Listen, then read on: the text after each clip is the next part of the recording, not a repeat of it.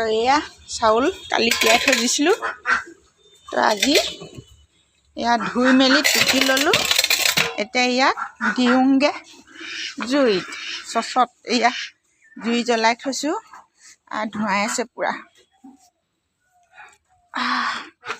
চকুত ধৰি গৈছেগৈ। এইটো আকৌ যোৱা বছৰ চুঙা চাউল খাবৰ কাৰণে কাটি থোৱা আছিলে, নবনালোঁ। বেলেগত দিলোঁ মানে বেছি হ'ল, থাকি গ'ল। আজি কালি খৰিৰ লগত পালোঁ, তো সেয়া আজি জুইত ভৰাই দিলোঁ। শুকাই একদম মচমচে আছে। তো এতিয়া ইয়াত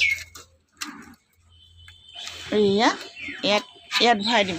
তলফালে গৰম পানী আছে গা ধুবলৈ, ইয়াত গৰম পানীও হৈ থাকিব, চাউলো সিজি থাকিব। তো এতিয়া ইয়াত মানে এনেকৈ কৰি ভৰাই দিম। তো ইয়াত তলফালে খৰি দি থৈ দিম। ইয়াত এতিয়া এনেকৈ সিজি থাকিব। তো এয়া এনেকৈ দিম আৰু। তো এয়া চাউল, তো মই সিজালৈকে ইয়াত জুই ভৰাই থাকিম। কিমান সিজে নাজানো, প্ৰথমবাৰ দিছোঁ জুইত, মানে ইবাৰ এইবিলাক ম'ম' বনোৱা যে এইবিলাক কি কয় সেইটো নাজানো, তাত দিছিলোঁ গেছত, একদম ধুনীয়াকৈ সিজিলে। তো এতিয়া ইয়াত দিছোঁ। তো ইয়াত অকণমানকৈ মানে হেৰি পেলাই দিছোঁ, বাটাৰ অলপ দি দিছোঁ, গলাই পেলাই নিয়ে ঢালি দিছোঁ আৰু।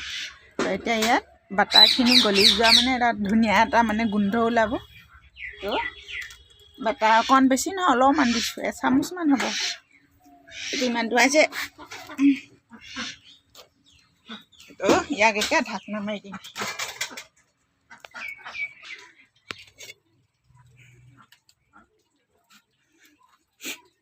তো এতিয়া ইয়াক ধুনীয়াকৈ ঢাকনা দি দিওঁ, একদম খাপ খাই গ'ল। যাতে ইয়াত আৰু এটা গধুৰ বস্তু এটা দি দিম, যাতে এইফালে হাৱা ওলাই নাযায়। তো হাৱা ওলাই গ'লে মানে নিসিজিব নহয়। তো এনেকৈ কৰি ইয়াত অলপ গধুৰ বস্তু এটা এনেকৈ হেঁচা দি থ'ব লাগিব। আমাৰ মাহঁতক দেখোঁ আগতে এনেকৈ চচত বনাই, ওপৰত কলপাতৰ মানে এনেকৈ, কলপাত নহয়, কলৰ এখন কি কয় নাজানো, কলপতৰাখন একদম পাতলা পাতলাকৈ কাটি ইয়াৰ ওপৰত ঢাকনা দি এনেকৈ একদম পূৰা ঢাকি দিয়ে আৰু সেনেকৈ হৈ যায়। এইখন ইমান ধুৱাইছে, তো উলিয়াই দিওঁ দেই। ধুৱাইছে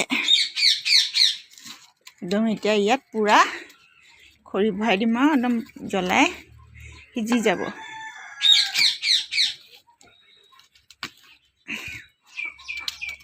মই চেৱাই দিয়া ভাতটো একদম ক্ৰীম আৰু গাখীৰ লগত খাই খুব ভাল পাওঁ।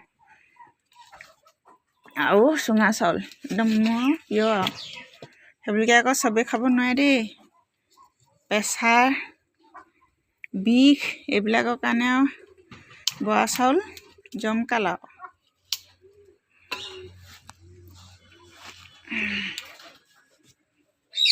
তো সিজি থাকক নহয় জানো।